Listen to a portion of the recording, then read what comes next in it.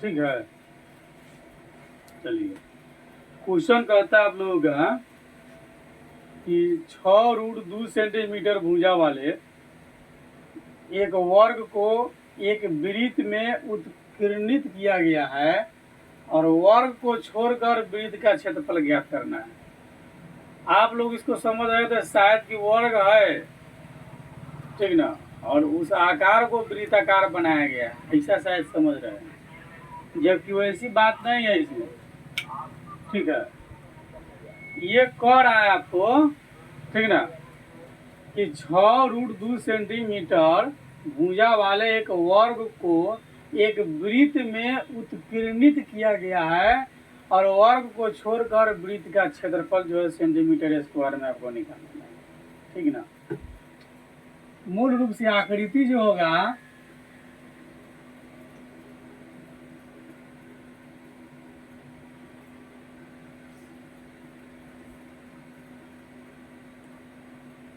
पहले तो ये आपका वर्ग हो गया,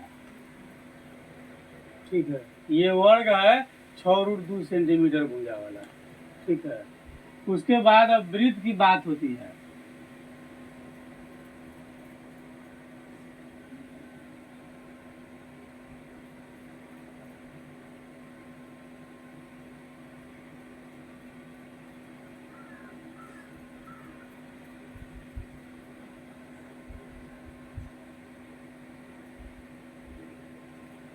ये आपका आकृति हुआ,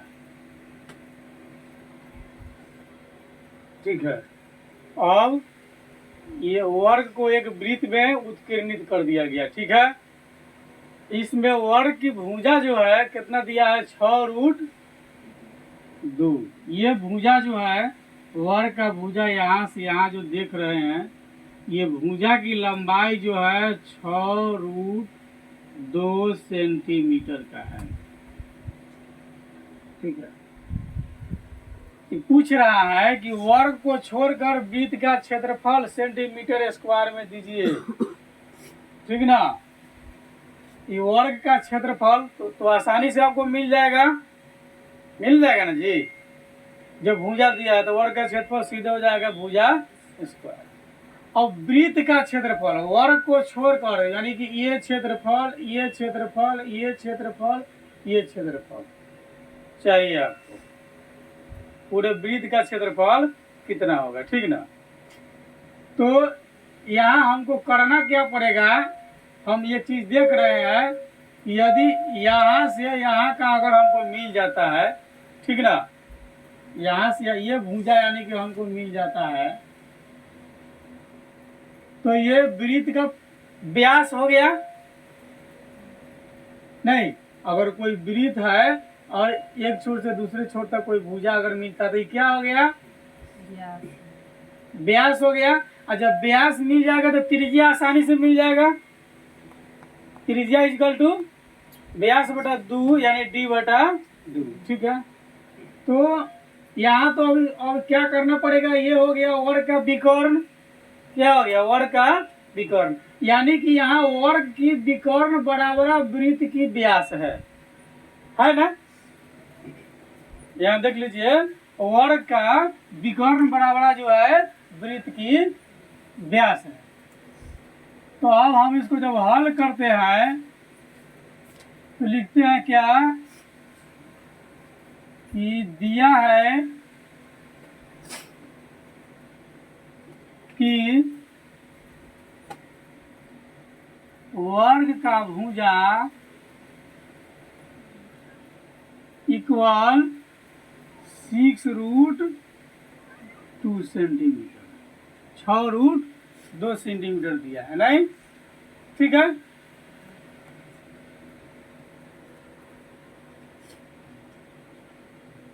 तथा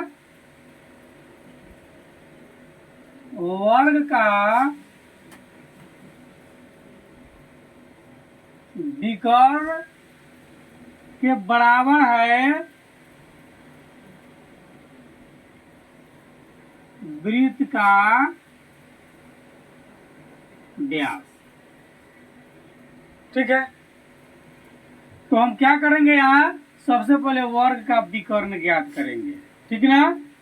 तो यहाँ लिखेंगे वर्ग का विकर्ण इजकल टू, फॉर्मूला होता है √2 गुने भुजा। विकर्ण इजकल टू क्या होता है, √2 गुने भुजा, यानी वर्ग की भुजा। वर्ग का विकर्ण इजकल टू √2 गुने भुजा होता है। ठीक है, तो विकर्ण इजकल टू √2 गुने भुजा कितना है, कितना दिया है 6√2। इसको गुना कर लिए, आई सेंटीमीटर है, इसको गुना कर लिए तो कितना आ गया, √2 में √2 से गुना किया था 2 हो गया, नहीं, यानी कि 6 गुने √2 में √2 से गुना कर लिए तो 2 सेंटीमीटर, यानी कि इक्वल टू 12 सेंटीमीटर ना।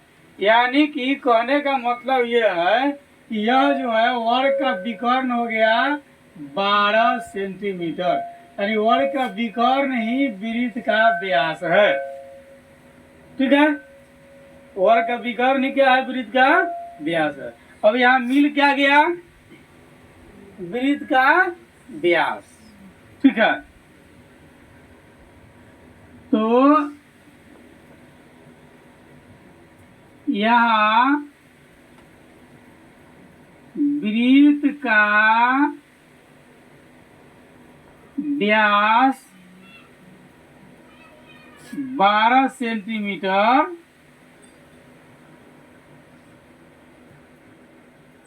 प्राप्त हुआ। वृत्त का व्यास कितना प्राप्त हुआ, 12 सेंटीमीटर। ठीक है, तो वृत्त की त्रिज्या बराबर,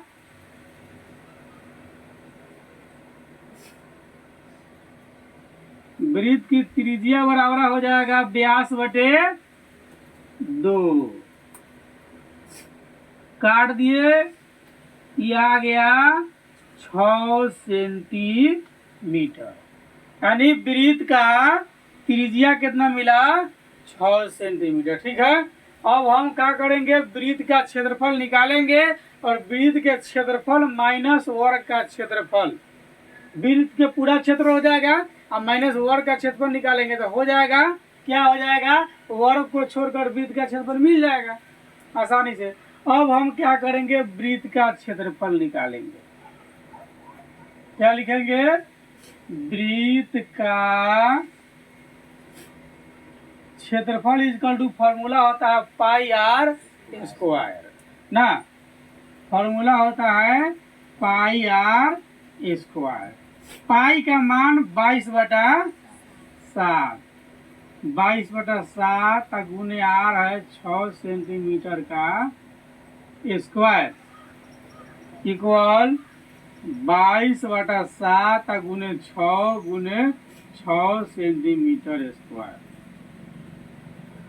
ठीक है, ये आ गया कितना, 36,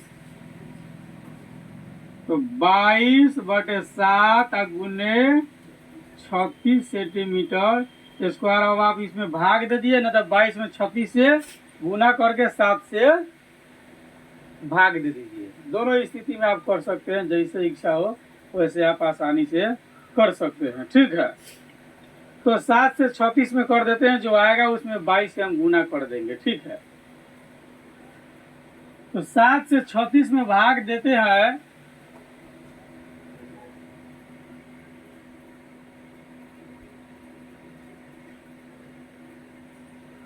तो 7 × 35 1।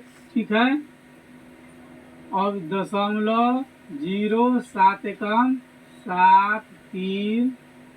ठीक है, 0 7 14 28, दशमलव के बाद यहाँ पर ले जा करके छोड़ देंगे, ऐसे आगे जाने की जरूरत नहीं है। ठीक है, इसको काट दिए तो ये आ गया 5.147 से, अब 22 में गुना कर दीजिए। ठीक है, 5.14 में गुना कर दीजिए।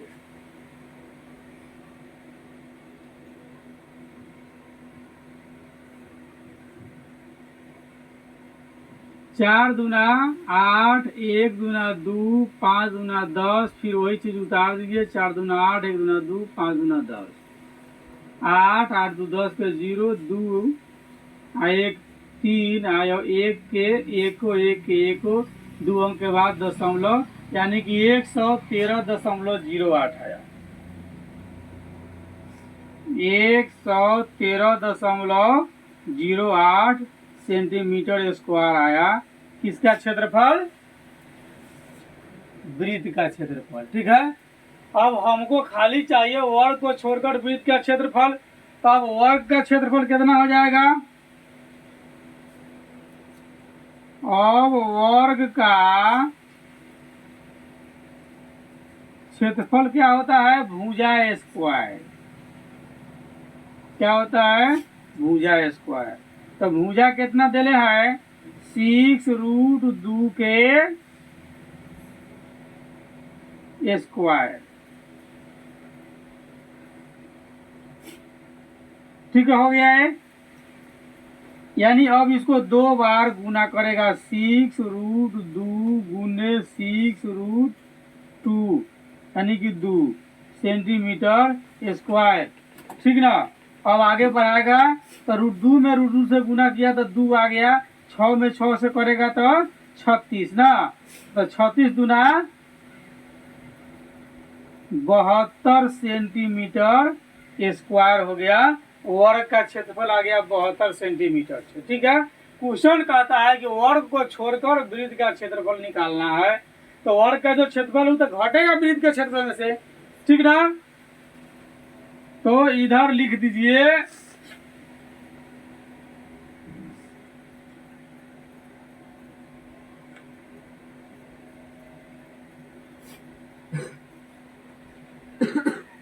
कि वर्ग को छोड़कर वृत्त का क्षेत्रफल, वर्ग को छोड़कर वृत्त का क्षेत्रफल इक्वल टू हो जाएगा वृत्त का क्षेत्रफल माइनस वर्ग का क्षेत्रफल। वृत्त का क्षेत्रफल 113.08 ठीक है centimetre square minus 72 centimetre square. अब आप इसको इसमें से घटा लीजिए, कितना आ जाएगा 72 के बाद?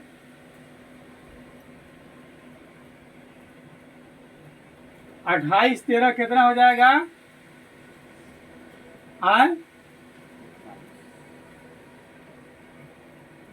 41.08।